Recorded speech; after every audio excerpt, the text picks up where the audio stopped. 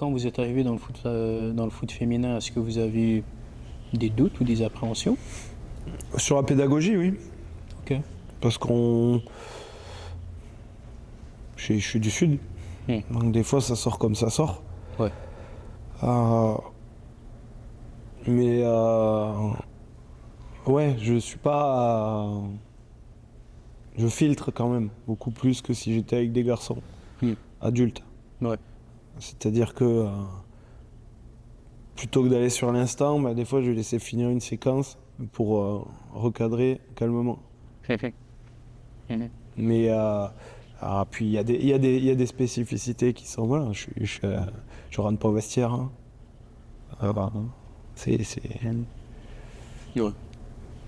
C'est pour ça que j'ai une adjointe femme, au moins elle a plus de capacité que moi à être avec le groupe et voilà. Ça fait partie, la distance, le fait qu'on soit un homme à entraîner un groupe de femmes, il y a des limites claires sur des choses où chez les gars, il y aurait peut-être plus de facilité à échanger. Et c'est au début de l'appréhension, mais après... Est-ce que tu sens qu'aujourd'hui, certains regardent encore le foot féminin avec beaucoup de condescendance? Je suis obligé de dire qu'en France, oui. C'est la première division, la deuxième division, c'est pas... Ça a du mal à faire venir les gens. Après, est-ce que ça vient de la com qu'on fait ou est-ce que ça vient de la mentalité générale?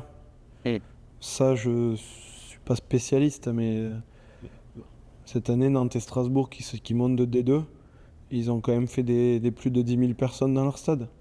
Ouais. Parce qu'ils communiquent et parce qu'ils font des choses. Yeah. Mais il y a beaucoup de gens qui n'accrochent pas. Yeah. Tout à l'heure, vous parlez de peut-être la réalité un peu du vestiaire, que vous avez une adjointe qui a plus de pouvoir, si on peut dire comme ça. Est-ce que, en tant qu'homme aussi, vous êtes déjà remis en question dans ce milieu-là? Par rapport à quoi? Par rapport au fait que peut-être vous avez l'approche, elle est complètement différente, avoir plus de filtres, comme vous avez dit. Par exemple, la réalité des vestiaires, rentrer dans les vestiaires. Mais les vestiaires, on y rentre quand l'adjointe, elle nous dit vous pouvez rentrer. Exactement, ouais. Mais la pédagogie, elle est différente. Les joueuses féminines, elles ont besoin de comprendre pourquoi elles font ça. Les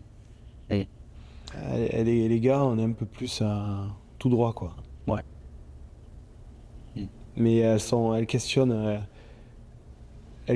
beaucoup, elles ont besoin de trouver un sens à ce qu'on fait, mais vraiment au sens littéral, quoi. Si elles comprennent pas la finalité du mouvement, elles vont pas y aller. Est-ce que tu t'es déjà retrouvé Souvent, mais en fait, en échangeant, voilà, il faut multiplier les canaux de transmission, le tableau, la vidéo, le terrain, le dessin, enfin voilà. Et le football féminin, est-ce qu'il vous a transformé profondément? Il m'a calmé. Il m'a calmé, il m'a fait grandir par rapport à la médiatisation. Parce que ça c'est pareil, hein, si on refait le parcours, je suis pas du tout programmé pour terminer à ces niveaux-là. Et la médiatisation, c'est pas un truc, c'est pas évident. Ouais. C'est pas évident, hein, donc ça m'apprend ça m'a calmé, ça m'a fait voyager, ça m'a fait jouer dans des grands stades. Moi, le foot féminin, je suis obligé d'y être reconnaissant. Est-ce que justement tu te projettes à long terme dans le monde du football féminin ou on garde une porte ouverte aussi peut-être vers le monde masculin? J'aime pas parler de porte ouverte. C'est dans le sens où Je suis diplômé et j'ai 18 ans d'expérience de coaching dans le foot. Point. Ouais. Demain, j'aurai peut-être plus de travail. Mais derrière, c'est évaluer un projet. Garçon, féminine, grand, petit. Ouais. Je suis éducateur et entraîneur de football. Et si un jeune hésite à aller peut-être vers les féminines, tu lui répondrais quoi, un jeune entraîneur? Il faut aller voir parce que ça sortira de la zone de confort et ça fera progresser, c'est certain. Tu penses justement qu'un jour on arrêtera de faire la distinction entre les coachs filles et les coachs garçons? Je pense notamment aussi par exemple à Corinne Diacre, qui a entraîné aussi Clermont, je pense en 2016, 2017, avant d'entraîner l'équipe de France féminine. Parce que justement on va arrêter peut-être d'avoir, je dirais, cette comparaison un peu néfaste. En France, c'est difficile. Ouais. Ici, sur les gens que je connais ici, franchement, il y en a beaucoup qui ont fait les deux. Hein. Il y en a beaucoup qui ont fait féminine, garçon.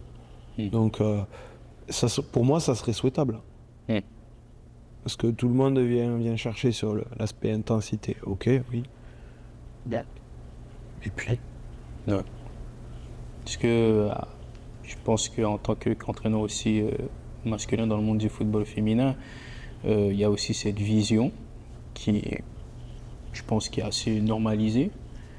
Mais est-ce que vous pensez que, par exemple, les entraîneurs féminines dans le monde du football masculin ont tout autant de mérite? Ah oui. Ouais. Elles ont tout autant de mérite. Oui. Et pourtant, c'est très rare. Ben oui. C'est très rare. Parce qu'il y en a moins, peut-être, d'entraîneurs féminines, quoique ici, il y en a beaucoup quand même. Ouais. En France, il y en a peu. Mais pour avoir passé des diplômes et travailler ici avec des entraîneurs féminines et passer des diplômes en France avec des entraîneurs féminines, elles sont pas moins compétentes que nous. Ouais. Et loin de là.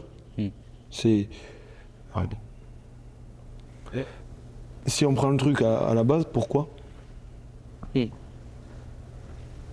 Pourquoi elle serait pas compétente? Au final, on en trouve très peu chez les garçons. Mais Ça revient un peu à ce qu'on disait là. Peut-être c'est une question de condescendance, qu'on regarde peut-être de haut. Oui, c'est des raccourcis qui n'ont pas lieu d'être. Exactement. Au final. Alors après, c'est comme ça, mais c'est pas forcément pertinent. Ouais.